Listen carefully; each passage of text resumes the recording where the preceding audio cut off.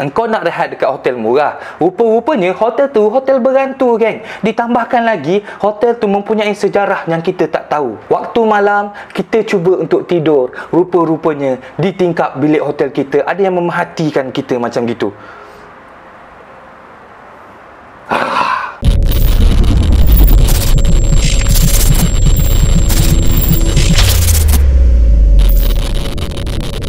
Allahumma salli ala sayyidina Muhammad wa ala alihi washabihi wasallim. Walhamdulillahil alamin. Assalamualaikum semua. Welcome back to my story puaka. Dan cerita pada malam ni berlaku di negeri Melaka, negeri bersejarah, negeri Eva Mosa, negeri Alfonso de Albuquerque. Tapi sebelum tu guys, jangan lupa like, jangan lupa subscribe, jangan lupa on notification button. Dan rakan-rakan sekalian, cerita seram pada malam ni dibawakan oleh seorang kakak perempuan berumur 30 tahun. Dan akak ni bernama Maisarah. Akak Maisarah ni ataupun lebih digemari sebagai Kak Mai, dia memang suka travel seorang-seorang, geng. Maklumlah, tak ada laki lagi, so dia suka pergi mana-mana seorang-seorang je. One day, dia decide nak pergi bercuti dekat Melaka daripada hari Selasa sampai hari Khamis seorang-seorang. Sengaja dia pergi waktu weekdays, geng. Kalau weekend, kau bayangkanlah Melaka tu, Melaka Darul Traffic Light, geng. Di mana traffic light setiap 100 meter. Engkau baru nak gerak enjin, tiba-tiba traffic light. Kau baru nak gerak lagi, traffic light lagi, geng. Senang cakap, kalau engkau daripada Negeri Sembilan nak pergi Melaka, pergi Negeri Sembilan, umur kau 9 tahun. Sampai Melaka, umur kau dah 30, geng. Hui, teruk betul perumpamaan. Tapi sebelum saya mulakan kisah seram saya pada malam ni, kita kena buat lampu merah dulu. Marilah kita tukar lampu merah satu. Dan cerita seram pada malam ni bertajuk Hotel Berhantu. Sebelum tu guys, sebelum aku sambung cerita lah, nak cakap sikit, kalau ada rezeki lebih, boleh tekan button ni, ting, dekat chat tu. Dan kalau korang nak share rezeki, nak bagi stiker ke apa ke, boleh tekan, geng, boleh tekan. Thank you, geng. So kita sambung cerita kita balik. So hari tu hari Selasa, dia geraklah seorang-seorang ke Melaka. Dan sebelum dia gerak ke Melaka tu, dia dah survey dekat laman web untuk booking hotel ni. Dia jumpa satu hotel ni murah, satu malam RM50. Dan dekat situ dia cakap 3 star. Dan bagi orang 3 star ni okey lah untuk hotel yang berharga RM50. Engkau harapkan apa? Hotel harga RM50, 5 star. Cium lutut, geng. Memang tak ada hotel macam tu. Tapi bagi Kak Mai, dia tengok benda tu, baguslah. Lagipun hotel ni kawasan dia strategik, berada betul-betul dekat dengan Eva Mosa. So tak fikir panjang, geng, Kak Mai pun terus book hotel tersebut. Sampai dekat hotel tu dah pukul 3 petang. Kak Mai pun parking dekat hotel tersebut. Dia turun kereta cepat, dia sauk beg, dia berjalan masuk ke dalam. Daripada luar dia tengok hotel tu memang lawa-lawa. Kiri kanan ada kedai 7E, Speedmart, hotel 2 tingkat. Memang daripada luar nampaklah lawa hotel tu. Tapi bila langkah masuk dalam, nampak macam hotel lama, geng. Di mana wallpaper dinding tu dah terkoyak-koyak. Dan bila masuk ke dalam je, bau-bau colok terus nusuk ke dalam hidung, geng. Masa Kak Mai berjalan masuk dalam hotel tu, lantai berbunyi, geng. Kerak, kerak, kerak. Macam lantai kayu, padahal simen, geng. So Kak Mai pun berjalanlah menuju ke resepsionis. Dekat resepsionis tu ada seorang jaga kaunter, Amoy. Aunty. Kak Mai tanyalah aunty tu, aunty, saya ada book hotel untuk 3 malam aunty dekat sini. Nanti cek nama saya ya, saya nak check in sekarang. Aunty tu pun cakap, you mau book you sudah book sekejap saya cari Aunty tu cari. Kak Mai pun nak buat lah borak. Dia tanya, aunty, ini hotel malam ni ada ramai orang ke saya seorang?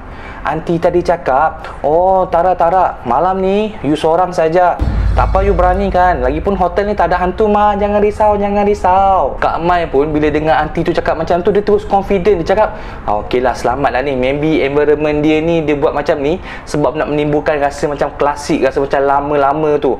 Yelah, negeri Melaka, geng, kenalah ada unsur-unsur kelamaan tu. So Kak Mai pun dah dapat kunci. Aunty tu cakap, ini you punya kunci tingkat 3. So Kak Mai angguk, dia pun berjalanlah menuju ke arah lift. Bila Kak Mai tekan lift tu, bunyi kan daripada atas turun ke bawah. Krek. Memang lift lama. Sampai lift bawah dia buka, ping, ting. Kak Mai pun masuk. Waktu Kak Mai dalam lift tu, memang bau colok kuat gila, geng. Kak Mai tekan nombor 3, lift tu naik sambil bunyi, geng.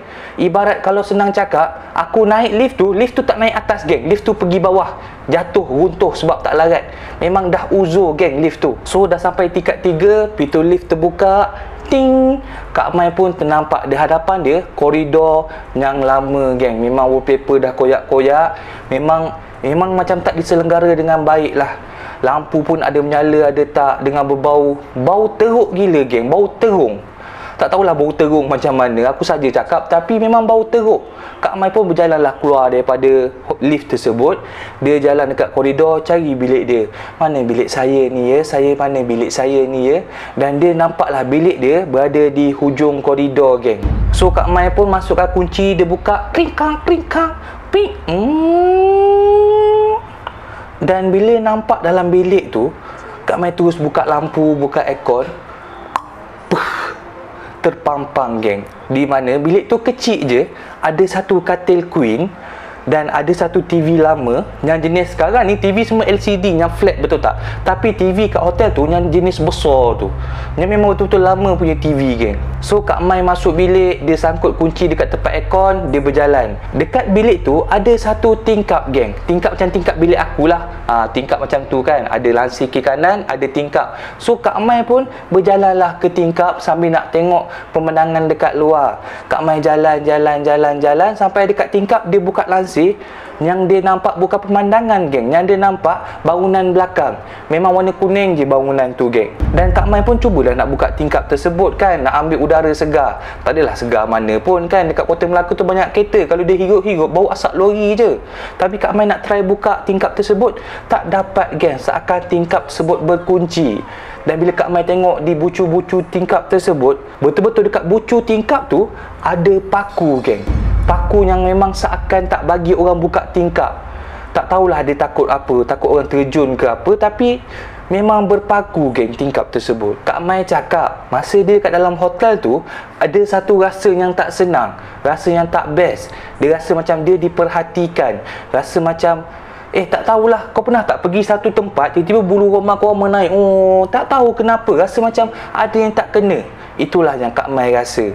Tapi Kak Mai tak fikir panjang, dia penat, dia taruh beg, dia baring atas katil.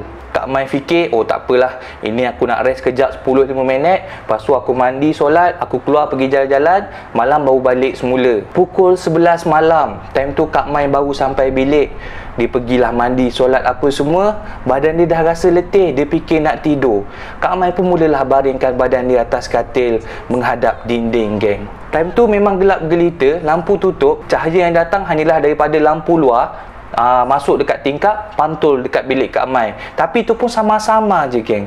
Kak Mai tidur hadap dinding. Dia cuba nak lelapkan mata sebab badan dah penat. Baru je pejam mata, tiba-tiba, geng, Kak Mai terdengar tingkap seakan ada bunyi orang gores pakai jari. Macam mana gores tu? Tingkap belakang ni kan, Kak Mai rasa macam ada orang gores.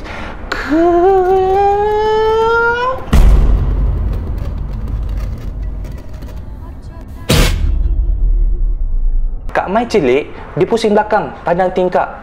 Kosong. Tak ada orang. Lagipun ni tingkat 3. Salah dengar kot. Kak Mai pun pusingkan kepala dia hadap dinding, cuba untuk tidur lagi sekali. Dan lagi sekali, geng, ada bunyi goresan dekat tingkap tu. Seakan benda tu berkuku tajam, sedang gores je tingkap tu. Tapi time ni Kak Mai tak nak fikir. Dia rasa macam tak nak layan lah, biarlah aku nak tidur. Dia pun teruskan baring, dia cuba pejamkan mata. Tiba-tiba ada satu lagi gangguan, di mana Kak Mai terdengar bunyi tapak kaki, petepang. Dan tapak kaki ni kedengaran seakan daripada pintu bilik menuju ke bahagian depan katil Kak Mai. Petepang. Kak Mai pun terus angkat kepala, intai depan katil. Kosong. Tapi kenapa aku bunyi tapak kaki? Ya Allah, ni bukan ni, aku rasa sebab badan penat sangat ni. Tak apalah, aku sambung tidur lah. Dia sarung selimut atas kepala. Dan time tu jugalah bunyi tapak kaki tadi bunyi balik, geng. Tapi bunyi tapak kaki tadi, kalau first tadi daripada pintu ke depan katil, betul tak? Yang ni, geng, tapak kaki tersebut daripada depan katil seakan berjalan. sehingga ke sebelah katil Kak Mai. Petepang, petepang, petepang, petepang. Time ni Kak Mai buka selimut, tengok kiri kanan. Uish, kosong geng. Tapi memang bunyi betul-betul tapak kaki seakan datang ke arah dia. Kak Mai dah cuak geng. Time tu aircon suhu dia 16 darjah Celsius, tapi member berpeluh geng. Waktu tu Kak Mai tercari kiri kanan mana datangnya bunyi kaki tu. Takkan daripada bilik atas, sedangkan bilik dia tingkat paling atas geng. Dan masa Kak Mai cari tu, dia pandang kiri kanan, tiba-tiba ada satu suara daripada arah tingkap. Dan suara tersebut seperti suara seorang budak perempuan, budak kecil yang bersuara garau. Budak tu cakap, "Ibu, ibu, mana ibu?"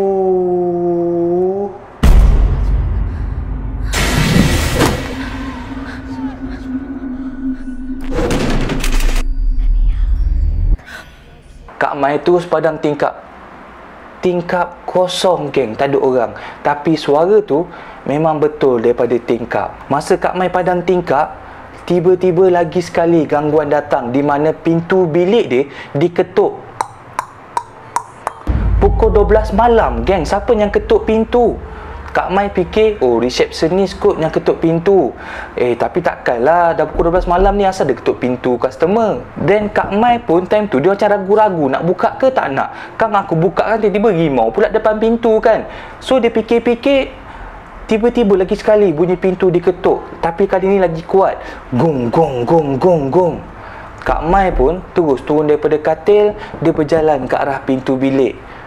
Dekat pintu bilik hotel ada satu tempat bulat nak intai benda apa dekat luar, betul tak? Kak Mai pun dia intai lah nak tengok apa dekat luar. Masa dia intai tengok kiri kanan, dekat luar bilik kat koridor tu kosong, tak ada orang. So dia fikir, takkan aku salah dengar. Tak apalah, aku pusing balik lah. Kak Mai nak pusing balik ke arah katil dia, tiba-tiba lagi sekali geng bunyi. Kak Mai pun terus pusing, terus intai. Kosong, tak ada orang. Takkanlah budak bilik sebelah nak prank aku. Aku dah penat kot. Kak Mai fikir macam tu. Lepas tu Kak Mai decide dia nak tengok je dekat lubang pintu tu. Kalau ada orang ketuk, mesti dia tahu. So masa tengah intai-intai tu, lagi sekali tiba-tiba bunyi ketukan. Tapi kali ni sangat kuat. Boom, boom, boom, boom. Senang cakap, bergegar geng pintu malam tu. Tapi yang seramnya, Kak Mai tak nampak siapa-siapa yang ketuk. Pintu tu seakan bergegar dengan tersendiri. Sebab kalau kita intai dari lubang tu, walaupun benda tu menyorok dekat bawah ke, kita boleh nampak orang yang ketuk. Tapi tak, depan pintu Kak Mai memang kosong. Dan pintu tu diketuk dengan sendiri. Kak Mai lepas bunyi ketukan tu, dia terus jalan ke belakang. Time ni member dah cuak, member dah takut. Dia fikir macam-macam geng.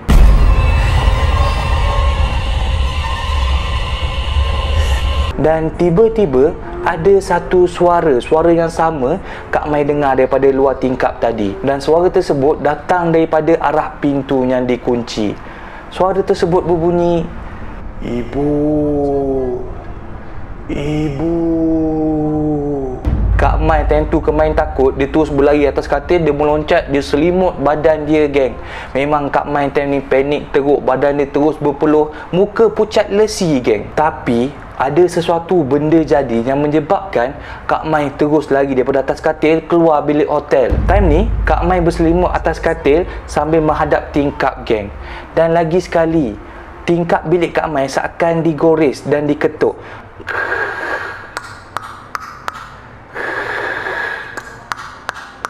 Kak Mai time tu dia rasa ingin tahu, rasa macam nak intai benda apa yang gores ni. Aku macam nak tengok lah. Kak Mai pun slowly turunkan selimut dia. Kak Mai terkejut geng. Time tu dia nampak betul-betul di bahagian luar tingkap ada seorang budak perempuan. Budak tu pakai tudung bawal, tapi yang jenis ikat dekat sini, yang macam tudung lama tu. Dan budak tersebut memakai baju kurung klasik yang bunga besar-besar tu geng.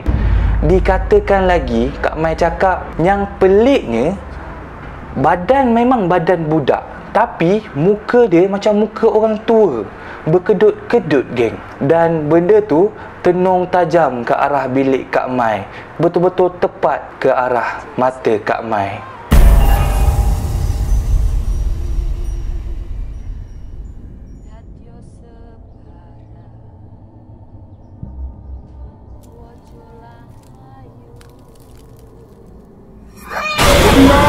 Kak Mai time tu nampak benda tu, member terus lari geng turun bawah. Dia terus buka pintu, lari ikut lift, guru terus ke resepsionis. Time ni Kak Mai pergi resepsionis, ada seorang Chinese tanya, lu kenapa?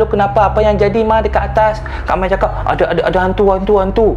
Tapi Chinese tu tak percaya, cakap, mana ada hantu mah, ini hotel tak ada hantu. Kak Mai time tu memang dah nangis, memang dah cuak geng, memang dia trauma gila. Orang yang jaga kaunter tu pun tak percaya dekat Kak Mai. Kak Mai tak tahu nak terangkan macam mana. Dan nasib baiklah waktu tu sampai satu keluarga baru nak daftar, baru nak check in hotel. Keluarga tu ada suami, ada isteri, berdua lah. Isteri dia tanya, awak okey ke? Kenapa awak nangis-nangis ni? Lepas tu Kak Mai cerita apa yang jadi. Diorang lah yang tenangkan Kak Mai. Diorang cakap tak ada apa-apa, insyaAllah tak ada apa-apa.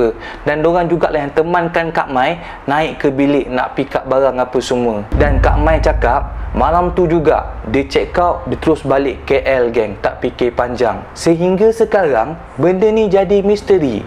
Siapa budak perempuan tu? Siapa yang ketuk pintu? Dan itu ke sebab kenapa tingkap hotel tersebut dipaku? Sebab tak nak bagi benda kat luar tu masuk ke dalam.